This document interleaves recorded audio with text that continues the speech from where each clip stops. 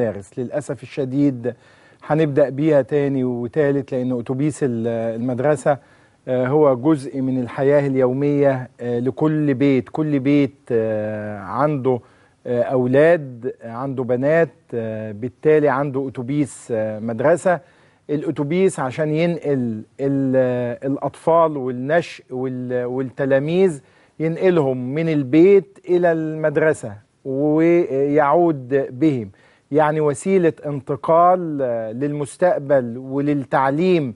لكن للأسف الشديد الحوادث المتعددة اللي بنتكلم عنها كثيرا وننوه عنها، والحوادث اللي بنشوفها تباعا، يعني احنا هتلاقوا في هذا البرنامج بنناقش القضية دي بشكل دائم ومستمر، زي مشكلة الموت في المصاعد الكهربائية اللي شفناها في أكثر من حالة.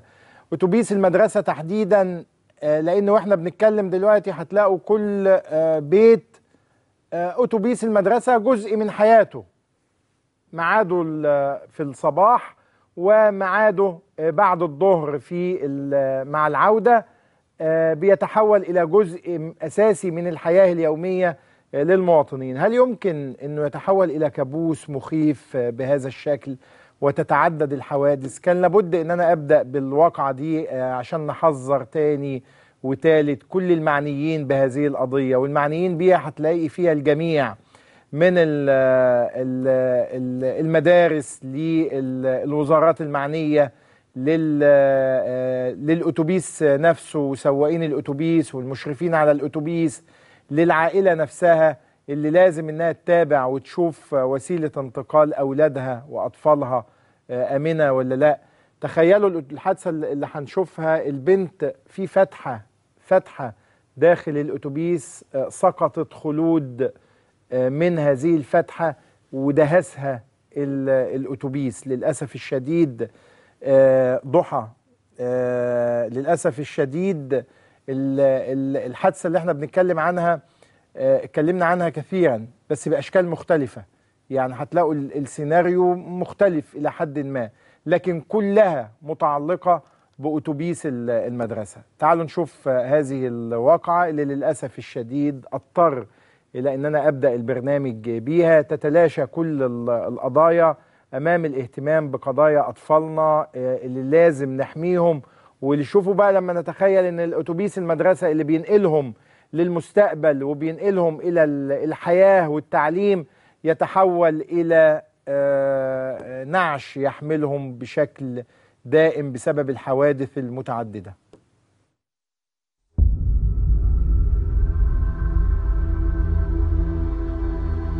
بنتي ماتت، بنتي ماتت،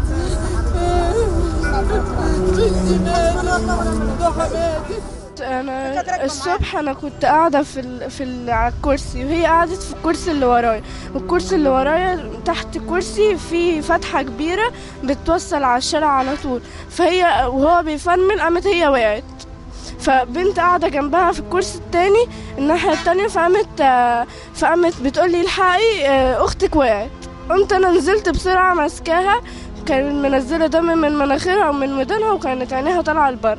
السواق كان بيترعش وقام يعني كان عمال يلف حوالين نفسه، ما كانش بيعمل حاجه، وقام شايلها وقام مركبنا باص تاني غيره، فقام مودينا هنا في ألف مسكن. بعد كده نزلنا ركبنا ميكروباص جابنا هنا في المستشفى. انا كنت عارفه ان هي ماتت. واحنا كنا قاعدين على الكرسي احنا ماشيين، هو مفرمل فجأة واحدة قامت واقعة من الخرم، قامت نازلة تحت الكاوتش، قام داس عليها، هو بقى مكمل دورته وقام ماشي، داس على بطنها وعلى دماغها، راسها جالها انشرخ في الجمجمة.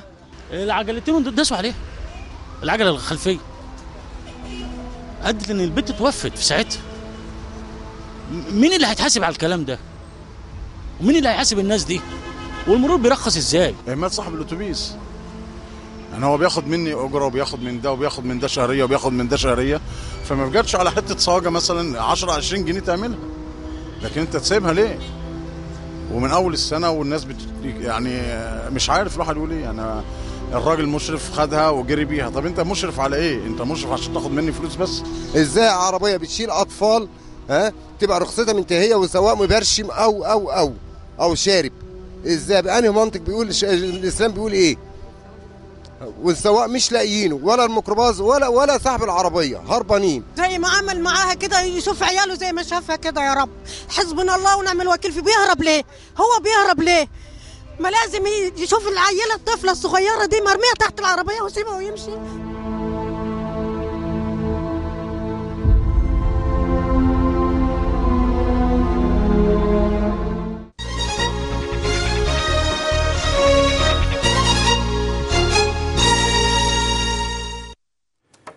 يعني زي ما أكدنا معاكم قبل كده كثيرا أنه حوادث الأتوبيس المدرسة تحتاج إلى وقفة من الجميع، من المدارس، من وزارة التربية والتعليم، من كل الوزارات المعنية، من أولياء الأمور.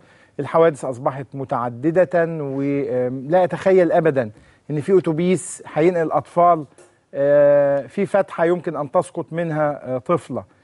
يعني هنا ينعدم الضمير وتنعدم المسؤولية، وخاصة أنه لما تبقى في فتحة يعني الناس شايفينها، يعني في خطر، ولما يبقى في أطفال فيبقى الحذر عندك يجب أن يكون كبيرا. لكن للأسف الشديد احنا ليه بنهتم بهذه القضايا؟ لأن كل واحد فينا واحنا بنتكلم دلوقتي أتوبيس المدرسة جزء من حياته اليومية. كل واحد يتخيل طالما أن المسألة كده، ما هو خلاص احنا شفنا حتى في مش متعلقة بمدارس بسيطة ولا متوسطة ولا مدارس غنية، لا، الحوادث متعددة من هنا لهنا لهنا. فالأسرة هي اللي لازم تشوف الوضع ده ملائم ولا لا.